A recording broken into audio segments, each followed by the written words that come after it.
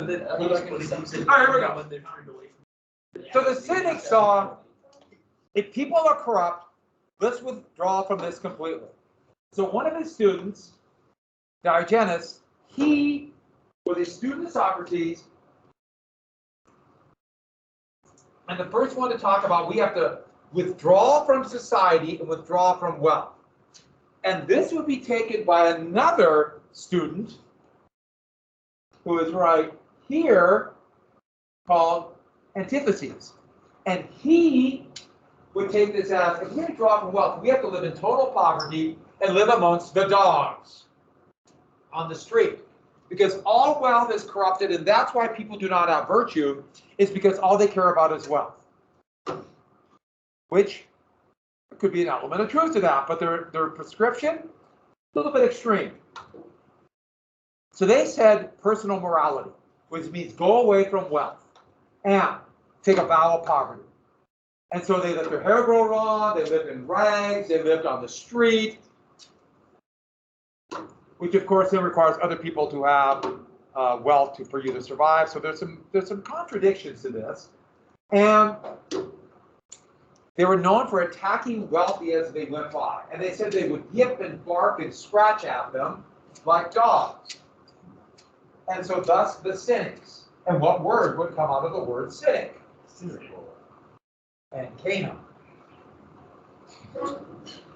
But yes, cynical. Now, being cynical is more than just a very jaundiced view towards society and life and people in general, which I sometimes have.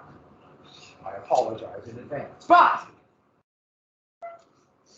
these were the cynics. What's the other path his students took?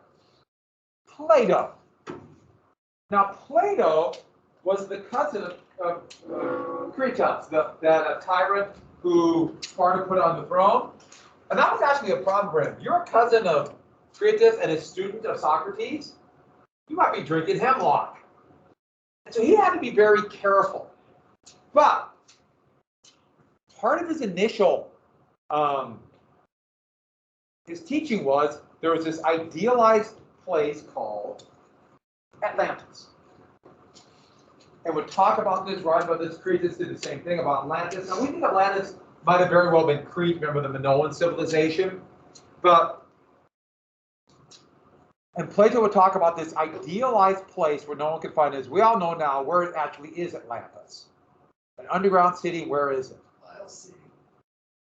Wyoming. Underwater, probably not Miles City, even though it could be. There is a lake there called Spotted Eagle, the Yellowstone River. Could be. It's in the Bermuda Triangle, right? We all know that. That's so painfully obvious. We got to keep that secret going. That's actually a conspiracy theory that Atlantis has been hidden. Mm-hmm. So at that, he would write a series of works called the Dialogues. And I've had to read, one philosophy class I took, I had to read the Dialogues. And it's actually pretty hard to read. The translation has this kind of meter that was hard for me to read. But in it, he lays out conversations with Socrates. And that's how come we know anything about Socrates. It's from Plato's Dialogue. And that's why Socrates was probably significantly more honorary than people say, simply because Plato was trying to make him look like the great teacher and or sage. The one who spread his wisdom to all, like a sophist. And, huh?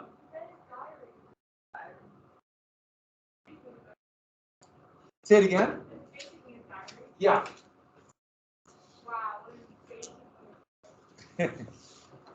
And then he got the heck out of Athens and created his first academy. If the city's corrupt, like the cynics say, he's not going to be like a cynic, live a life of poverty and bark at rich people. He's going to create an academy where this will be the place of great learning to get out of the corrupt city. And so for 9 years, this academy would function. I should add, when the city's corrupt, this is very much this idea of a guy who's pondering life away. This is all corrupt. I'm going to ponder it to myself.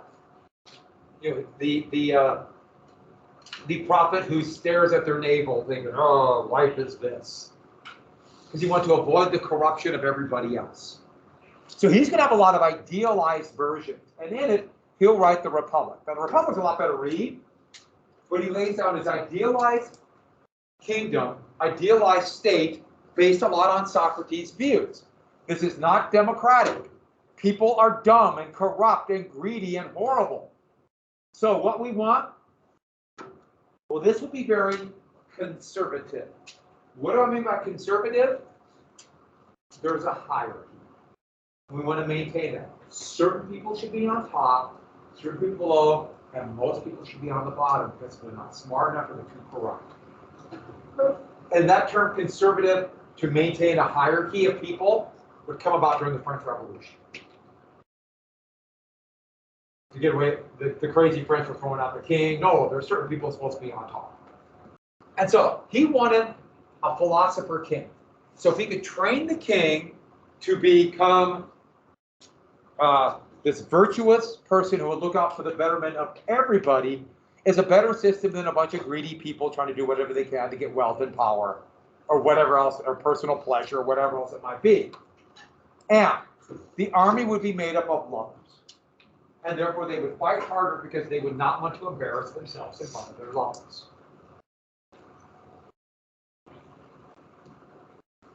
And don't think of for the Greeks, there wasn't except for outside of Sparta, there wasn't a big difference between homosexual or heterosexual. It didn't really matter. It was just an army of lovers. And the whole idea was, yeah, you'll fight harder. And there's an element of truth to this for combat. One of the reasons people fight so hard in battle, and it really isn't for the cause, that's not worth it to take up anything from a spear to a musket ball or to a bullet in the face, but you'll defend your friends. So it's the same idea. And that's why you want to keep units together and develop a cohesion, which didn't happen in Vietnam, by the way. So that's Plato. And so with that, the real world, though, the elements of Platoism would be that reality is really misspelled. And the best part about misspelling reality, okay, this is probably you type very quickly. What did I forget? I forgot an I. It should be I-R-E-A-L-T-Y. Put an I here. I'm sorry I misspelled reality. You never really experience here, or what you see here is not important. This is not quite a simple. We're on the right track. Because the idea was, these are all these people interacting. We have to get above this and see the universe and the world the way it should be. So you're kind of on the right track. And so we must exist in the shadows. The shadows is where reality is. What people really think, what people really want, what the gods want. And the thing is, reality is perfect. Reality is perfect. And so the whole world, whether it's changing, people change their mind, one kingdom come, one kingdom doesn't come, that's not the ideal. The ideal is this perfect universe. Aristotle's going to take that to the next step. And so, imperfect world, because it changes all the time. Heavenly bodies.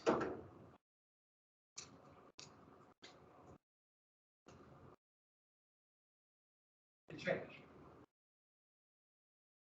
But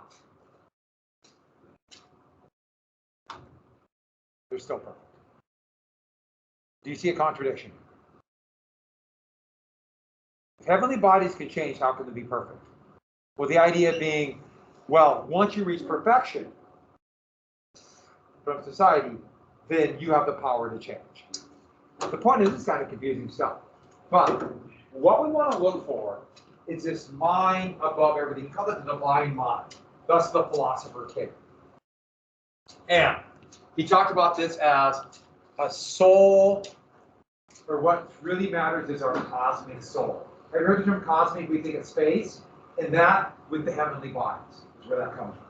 And where do your souls go when you die? A city in the heavens. Now, there were a number of religions who had something idea of some kind of life after death. So this is an original, but he took this as a philosophical background. Why is this important? This is going to have a great impact on Aristotle. So let's get to Aristotle. Oh, that's why the academy was to escape the corruption of the earth. The ivory tower is this place you can get away, look at the chaos below, and think like the academy.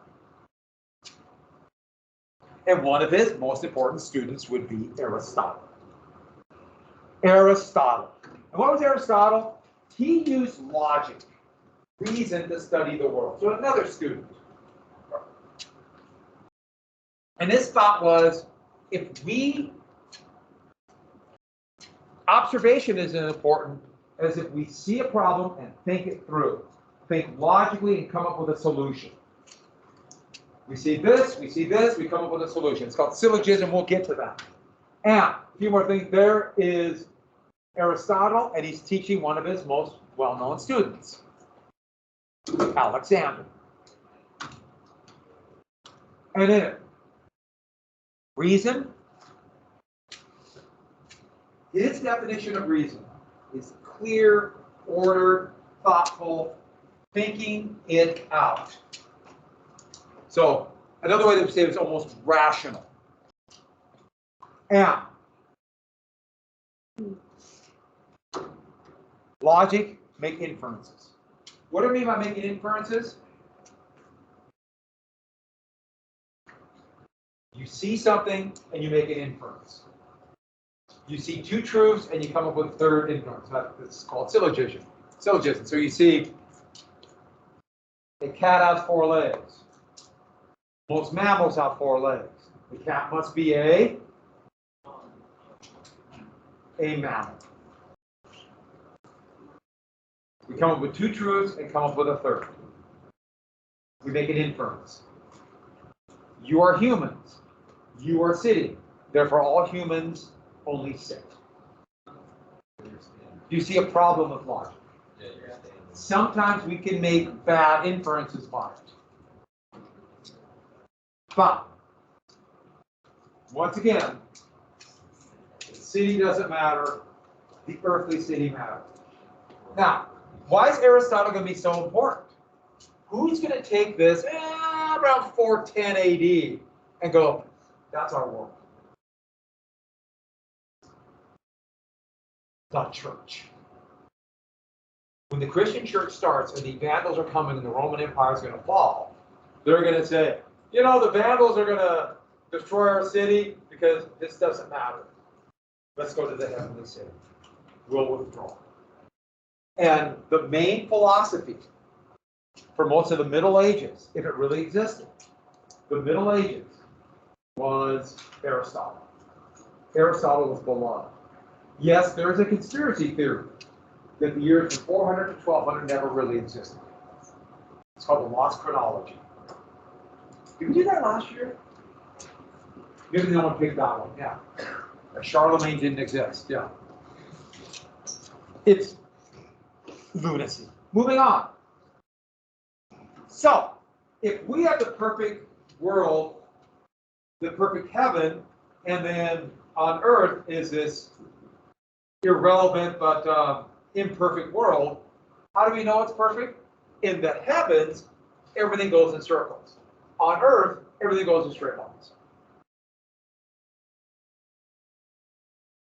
Perfection is the circle. Imperfection, straight line. And isn't that true? You throw a ball, it goes in a perfectly straight line. It goes straight and then falls straight down. Yeah. Might this be an issue when they're trying to aim cannons down the road? Yes. But what do we know is in a circle? The Earth is the center of the universe. And what goes around the Earth? The moon in the perfect circle. The sun in the perfect circle. The planets in the perfect circle. What happens if it's not a perfect circle? That's coming down the road. Oh, and then what will hold the planets up? Glass spheres. That's Aristotle. So, he would be a sage. His idea was, as the learned one, he would spread his knowledge, he would learn, spread his knowledge, ask questions, open up, be a role model, the sophist idea of teaching. The sage. And there he is doing that to Alexander. So with that, He taught Alexander the Great. What did he teach Alexander the Great? Explore the world. Make maps. See where people live. Use your reason and logic to destroy cities and kill people. Okay, that's another story. And so, don't have to write these down, but these are his 3 types of knowledge. So, technical, we can see it, that's people making. Ethical, this idea is that we just move around like our interpersonal reactions with people. And theoretical, figuring out what makes the universe like gods. He tried to narrow it down to different elements. This part we have to get though. We're jumping right to, I don't want to do this. Came up with a system of knowledge. In this system of knowledge, he laid out these basic ideas. Now, do you have to write these down? Don't just write down the end of the system of knowledge. And what he laid down is there's going to be ethics, rhetoric, and that's how we talk to each other and argumentative. Physics. Don't think of physics as physics today. So this idea of how, a little bit of how things move, a little bit more complex. Why it happens. Of bodies. Yes, he believed in the 4 humors. What are the 4 humors again?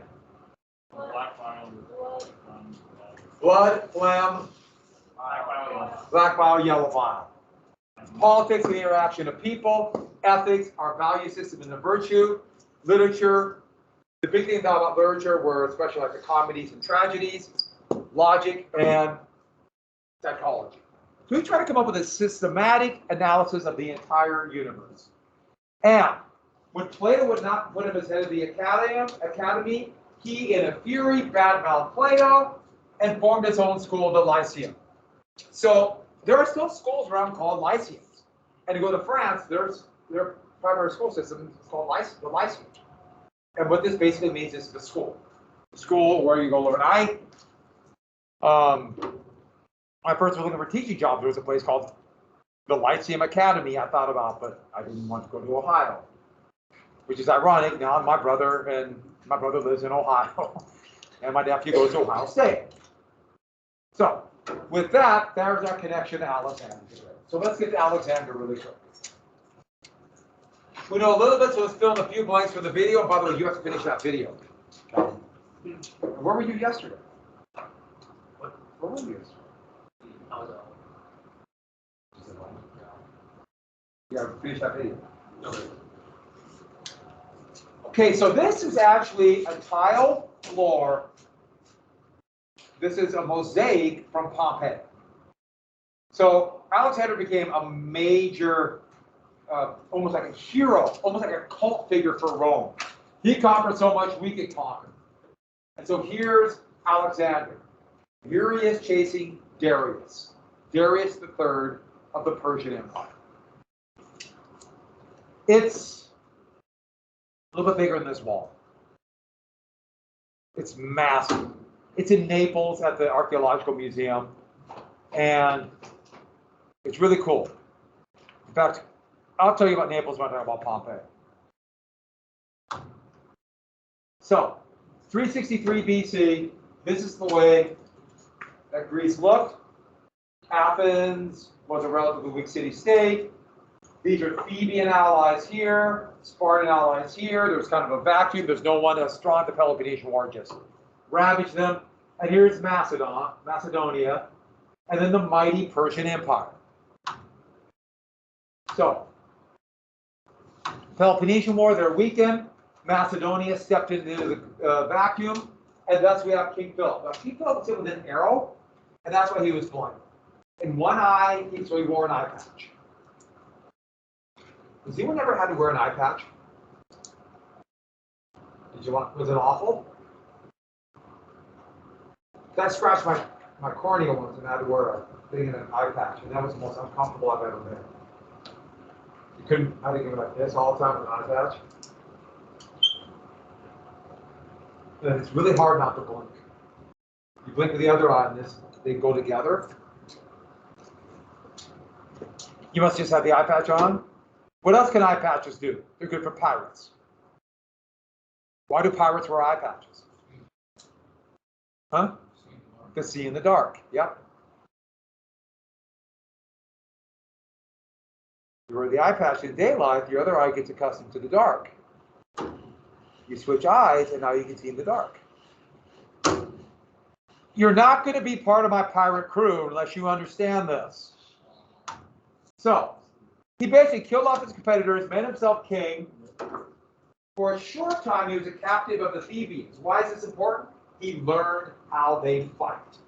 He learned about the phalanx. He learned. So the fighting we saw in the Engineering the Empire with Alexander the Great, which I like, is it covered that whole era. This whole era. That's good background. Philip learned from the Thebans. The Thebans had defeated the Spartans in a couple battles. Why? New style of fighting. One of the biggies is an oblique order. Did I put a picture of an oblique order? I didn't put a picture of an oblique order. And his son would also come in the first battle. So an oblique order is like this. Here's your enemy you're facing, right? Good line. Do you feel like you're there? What's oblique mean? You fight like that. That's how you attack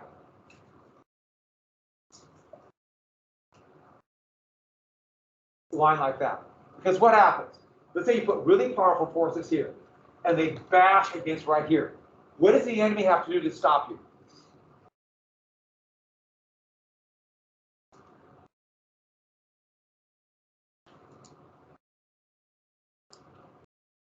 You have to shift forces. See how they shifted forces? So where's the next attack you make? First here, they hit first, they hit second. They have to shift. They hit third, they have to shift. You see what happens? They keep shifting, eventually you find the opening. That's called oblique. It's also called an echelon. So Napoleon, that's what he did. Napoleon fought this way. Civil War battles would be fought this way. You can see this in other places. Things would change with tanks. So it's that. So Philip subdues Thebes and Athens, and then decides to attack Persia. He decides to attack Persia. Now, this said in the video, we have no idea how it happened. He was assassinated. Alexander was only 20. Now, we don't know why he was assassinated, but there's a belief that Alexander's mom did it. Philip got remarried. She was pregnant, and Alexander was worried that that would be the next monarch. And so Alexander became king. It's one of those great what ifs. What if Alexander couldn't seize power? It went to a regent. By the way, what happened to Philip's last wife and Philip's daughter? What would Alexander have done? They'd be killed. And then the Greek revolts, and Alexander made an example of Thebes. They destroyed it. Put everybody who was not of military age as slaves, and then salted the soil. The Assyrians would salt it. What happens when you salt? You can't grow anything. Which, by the way, happens when you irrigate. So watch out when you irrigate. We talked about that when we talked about the Sumerians. And so, here are a couple weapons we saw in the video. So let's get to Persia. We're going to have the creation of Alexander's empire. So, they attacked Persia, Darius III. So we're pretty much far removed from Xerxes. Alexander attacked, we don't know if he wanted to, I'm going to revenge Thermopylae or what. I think just wanted to control what is now Turkey. And here's the difference. Alexander's army was very small, but well-trained phalanxes, organized, equipped, led, very experienced, and all loyal to Alexander. Alexander, like other leaders, and this could be a mistake, but he led from the front. When his cavalry charged, he charged with them. His household guard. When they charged, he charged. Now, what's the problem with leading from the front? You might get killed first or wounded, then what happens? Or what's the other problem? If he's attacking on the right, who's going to order the men on the left? He's got to have very good leaders. This is time before radios. Normally, leaders kind of have to be back. But then again, if they're back, the men might not realize they're brave. This would be an issue of wars all the way to today. Where do you become a leader? Do you lead from the front or the rear? And by the way, if you really don't want to be shot, you lead from the rear and act like you're doing it because you want to control.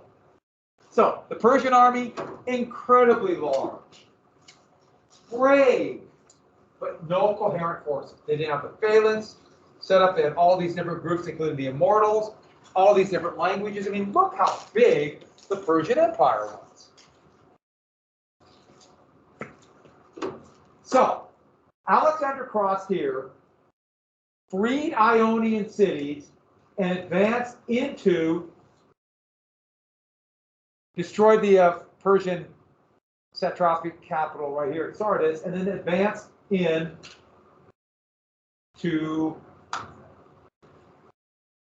Persia. At the Battle of the Granicus River, and the Granicus River, let me put it on this map right here, he defeated the local Persian forces right about here. Just devastated them. Now this was a satrap, which is like a royal governor, and once again he used his oblique forces. He attacked hard with his right, they shifted. Once he saw an opening, he shot through with the cavalry and won the day. Now this is a Renaissance, actually this is more of a Baroque style painting. And look at the kind of, the battle and how romanticized. And you also notice the people fighting, they're really big and muscular. That's very Baroque. But Darius III wasn't there. So he marched through what is now Turkey, and eventually, he was hit right here and nearly died. And he'd be wounded 18 different times. And somehow survived. That could have been part of the reason why he died. So young, so many injuries. In fact, he was wounded, and a Persian cavalryman was about ready to strike down with his battle axe. This will hurt you more than it's worth sure axe. And his personal guard slayed the Persian literally seconds, instance before he came down on him. Another what if in history. We'd be speaking Bulgarian. That's the only thing I know for certain. So, when I was going to show you the map, at 333 BC, Darius III met him now, to the now modern day right at the border of Turkey and Syria, and he beat him at the Battle of Issus. Now, the Persians outnumbered them, but not hugely, but here's the thing. Darius was so confident, he brought his family. So some of his favorite wife, don't think about it too much, and his favorite children, once again, don't think about it too much, and to watch the battle. And once again, they let Darius attack through the swampy area here. They attacked with his main force on the right. He always had it on the right. Alexander, they attacked here. They shifted forces. He saw an opening, charged through, and went right at Darius. Darius, seeing this and realized, I'm the king and can't be captured, Darius fled. And Darius' family was captured and be held for ransom. We're going to get to, and that's this painting right here. And so then Darius would flee back to his capital and begin to build a massive army. And that is when Alexander then went south. And when he went south, this you might remember from the video. What city did they besiege using great engineering feat? Tyre, which is right here, right there. And then he marched into Egypt, conquered Egypt. Then he came back and would meet Darius here. And on that happy note, that's where we quit. Tomorrow, decisive battles. Today, math. No. years between all this Oh, yeah. And so it would be almost 3 years from the Battle of Galbanea to, I'm sorry, the Battle of Issus to Galbanea. Really? That's so crazy. Well, time moves slower. Because they had to walk around everywhere. So the siege of Tyre took about 6 months. Imagine just walking. But it also shows the determination of Alexander. Or maybe. Alexander was determined. Really, it's like years. Yeah. You just walking. So long.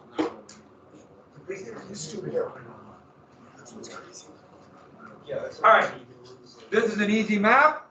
You should be done in, I would say, 10 minutes. Who's with me on that? I know that's easy for me to say because I love maps. Since I love maps, what does it say about? I ordered it special for you. Okay. This we do tomorrow. So, oh no, it's the same one. It's the same. But it was like making some of the millennials. Yeah. And What we do? it was some new that told us like in like that crying down face. It's old style. Like impact clauses. Yeah. It was like some like. So tomorrow we'll do a couple things. Watch the Decisive battles. I lived in like oh so. Oh, that's the best counting. Yeah, like I think I'm one short. I experienced it through once. I know what I do. I told you I had I have extra? Yeah. You're just used to like everything needs to like all in basically. Stickers. Okay, let's go. The map. The map. If I'll give you 10 minutes to work on it now, and then we'll be due tomorrow. Where were you? Huh? Working on college application stuff. College application stuff. All right. There's nothing we got to get that done. We have a test today. What special topics?